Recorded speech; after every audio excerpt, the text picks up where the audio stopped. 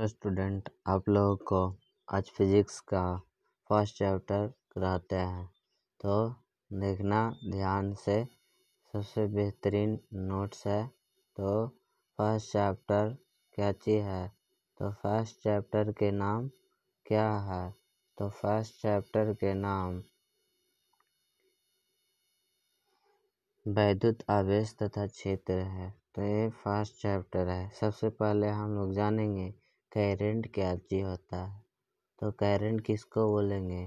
तो करंट जो होता है यानी आवेश, जिसको हिंदी में बोलते हैं, तो इलेक्ट्रॉनों के प्रवाह को आवेश बोलते हैं। इलेक्ट्रॉन को ही आवेश बोलते हैं। यानी कोई भी विद्युत के प्रवाह होता है, यानी इलेक्ट्रॉन है जो एक स्थान से दूसरे स्थान जाता है। पीडीएफ में क्या लिखा गया है? तो यह ऊर्जा का महत्वपूर्ण स्रोत है। सही से बात है, ऊर्जा हम लोग को मिलता है। इसका उपयोग घरों तथा उद्योगों में विभिन्न कार्यों में किया जाता है। तो इसका उपयोग घरों में पंखा, कूलर, ये सब, मोटर या कोई कंपनी में,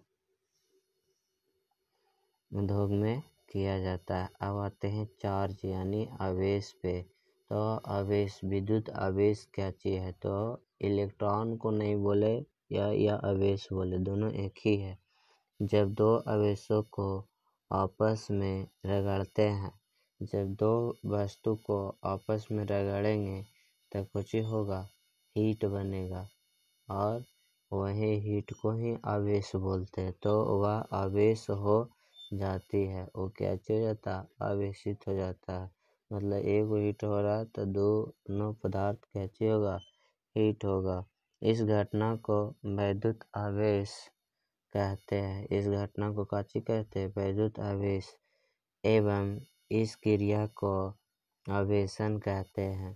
तो अगला पॉइंट, अगला कहता है आवेश को कैपिटल क्यू या स्मॉल क्यू से सूचित करते हैं।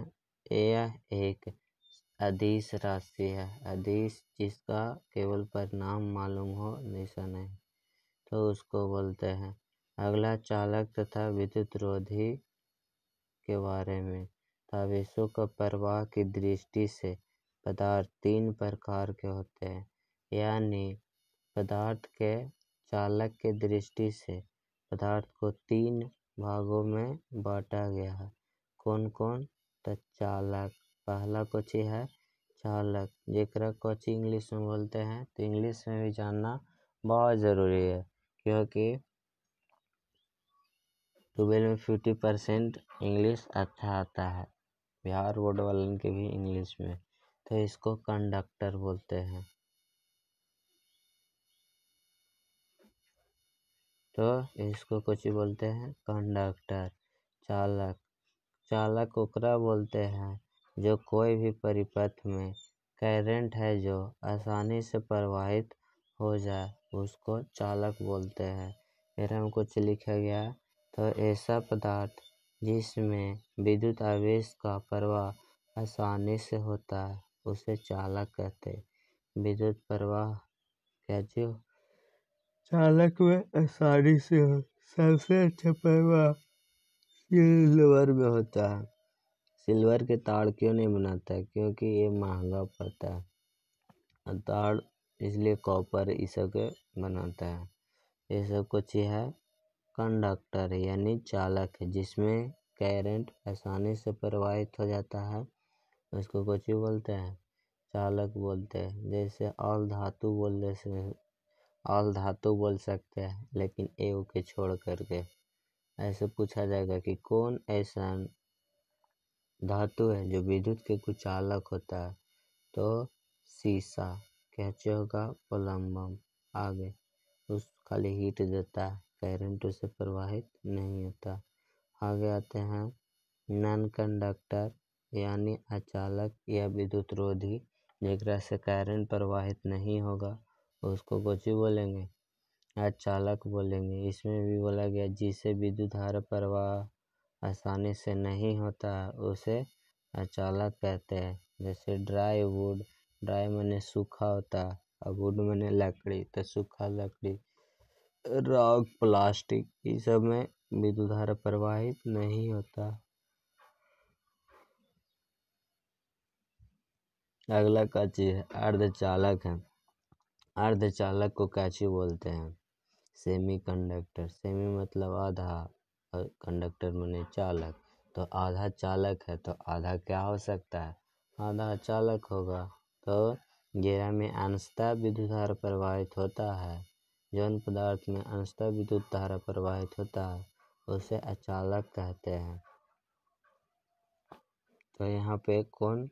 सिलिकॉन हो जाएगा, कार्बन हो जाएगा, जर्मेनियम हो जाएगा, यानी उपधातु। जो भी उपधातु है वो उपधातु। उपधातु में कौन आएगा? Bronze, silicon, germanium, arsenic, antimony, ये सब कुछ उपधातु में आता है। अगला हम लोग जानते हैं आवेश का क्वांटीकरण। तो आवेश का क्वांटीकरण इस प्रकार से क्या होता है? तो सभी मुक्त आवेश परिमाण में आवेश की मूल इकाई E के पूर्ण गुणज में होते हैं। इसे ही आवेश का क्वांटीकरण कहते हैं। इस प्रकार यदि किसी पदार्थ पर आवेश का परिमाण Q हो तो Q बराबर NE होता है। यही क्वांटीकरण का क्या चीज है? फार्मूला है। N क्या चीज है? N है जो नेचुरल नंबर है। धनात्मक, ऋणात्मक, पूर्णांक संख्या बोलते हैं, होल नंबर है। अगला कूलॉम का नियम है। इस नियम का प्रतिपादन सन 1785 ईस्वी में कूलॉम ने किया था। अगला, इस नियम के अनुसार दो स्थिर बिंदु आवेशों के बीच लगने वाला कर्षण बल या प्रतिकर्षण बल उन आवेशों के गुणनफल के अनुक्रमानुपाती तथा उसके बीच की दूरी के वर्ग के व्युत्क्रमानुपाती होता है। यानी दो आवेश रहता Q और माइनस, और दोनों के बीच की दूरी R होता है, और इसी प्रकार से रिलेशन को दर्शाया गया है। तो ये लेट किया गया है, कहता है कि दोनों आवेश जो होता है उसके गुणनफल के समानुपाती बल होता है, और दोनों आवेशों के बीच की दूरी के वर्ग के व्युत्क्रमानुपाती होता है। कौन? बल का रिलेशन इस प्रकार से याद रखना, ऑब्जेक्टिव के लिए भी आए। 1/4 का वैल्यू कितना होता है? 9 × 10⁹ मीटर स्क्वायर पर कूलॉम होता है। ये रिलेशन भी याद रखना, ये सब डायरेक्ट ऑब्जेक्टिव में आ जाता है। हवा या निर्वात के ε0 कहते हैं। ε0 का वैल्यू कितना होता है? तो ये ऑब्जेक्टिव में करा दिए। ε0 का वैल्यू कितना होता है?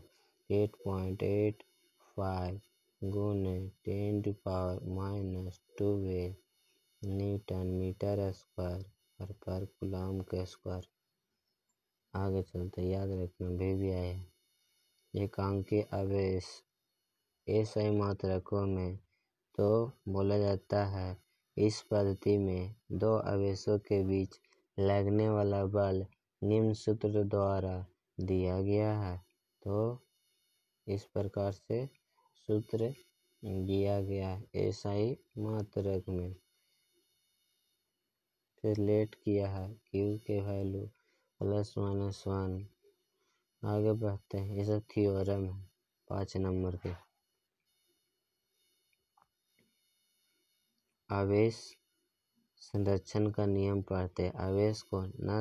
आवेश संरक्षण के नियम में कहता है आवेश को न तो उत्पन्न किया जा सकता और न ही नष्ट किया जा सकता, बल्कि इसे एक आवेश से दूसरे आवेश में परिवर्तन कर दिया जाता है। मतलब बोला जाता है कि आवेश को न उत्पन्न कर सकता है न नष्ट कर सकता है, खाली एक वस्तु से दूसरे वस्तु में ला सकता है, उसी को परिवर्तन कर सकते हैं, लेकिन इसको न उत्पन्न न नष्ट किया जा सकता है। आगे चलते हैं। आधुनिक इलेक्ट्रॉन सिद्धांत। इस सिद्धांत के अनुसार दो वस्तुओं को रगड़ने से पहले दोनों वस्तुएं ही उदासीन होते हैं। हाँ, दो वस्तु को जब आपस में न रगड़ते हैं तो ऐसा ही उदासीन की तरह रहता है। जैसे दो लकड़ी लेते हैं, ऐसी रखेंगे तो कोई उसमें आवेश नहीं, आवेश का मतलब हीट नहीं रहता है। जब उसको क्या चीज करते हैं, रगड़ते हैं, आपस में रगड़ते हैं तो कुछ होता है, कंपन होता है। तो कंपन होता है तो क्या चीज, आवेश होता है, यानी हीट हुआ तो आवेश होगा। इसका कंडीशन भी दिया गया केस 1 में, जब किसी परमाणु के कक्षा में से कोई ई बाहर निकाल दिया जाता है तो उस परमाणु पर इकाई धनावेश की कमी हो जाती है। दूसरा कंडीशन में कुछ कहता है, जब किसी परमाणु के कक्षक से कोई ई बाहर से आ जाता है तब उस परमाणु पर इकाई आवेश की वृद्धि हो जाती है। इस प्रकार से विद्युत क्षेत्र की तरह बोलते हैं। तो किसी आवेश के चारों ओर का वह क्षेत्र जिसमें स्थित कोई दूसरा कण आकर्षण या प्रतिकर्षण बल का अनुभव करे तो उसे विद्युत क्षेत्र कहते हैं। यानी विद्युत क्षेत्र को अपना एरिया होता है। विद्युत क्षेत्र की तीव्रता क्या है? विद्युत क्षेत्र की तीव्रता उसको कहते हैं कि एकांकी परीक्षण आवेश पर लगने वाले विद्युत बल को विद्युत क्षेत्र की तीव्रता कहते हैं और इसे ई से डिनोट करते हैं। इम्पोर्टेंट पॉइंट है। इस प्रकार से फिगर में दर्शाया गया है। इसके लिए थ्योरम भी बना है। विद्युतीय तीव्रता और कुछ तथा बल बटा एकांकी आवेश होता है। बल का ऐसे मात्रक न्यूटन, आवेश के कूलम तो न्यूटन पर कूलम, इसका कुछ हो जाएगा ऐसा ही मात्रक हो जाएगा। विद्युतीय बल रेखाएं, बोला जाता है विद्युतीय बल रेखाएं वे बल रेखाएं होती है इस पर स्वतंत्र एकांक धन आवेश चलते हैं। इस रेखा को बल रेखा कहते हैं। इस प्रकार से दर्शाया गया। विद्युतीय बल रेखाएं के गुण VVI पॉइंट है। इसको क्या चाहिए, तो यह एक काल्पनिक वक्र होता है। इस पर स्वतंत्र एकांक धन आवेश चलता है। फिर विद्युत बल रेखाएं के किसी बिंदु पर खींची गई स्पर्श रेखा उस बिंदु पर बल रेखाएं की दिशा को प्रदर्शित करता है। इसमें दो बल रेखाएं कभी भी एक दूसरे को नहीं रगड़ता है।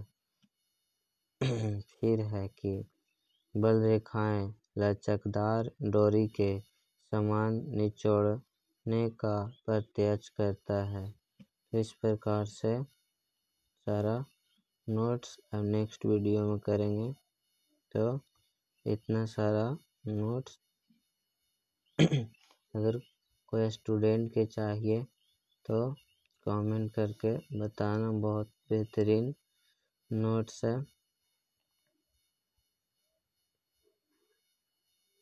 तो जो भी स्टूडेंट का नोट्स लेना है तो कमेंट करके बतलाना। और अगर वीडियो अच्छा लगा हो तो लाइक और सब्सक्राइब और शेयर करना ना भूलें। और बेहतरीन तैयारी इसी प्रकार से करें। तो अब स्टॉप करते हैं।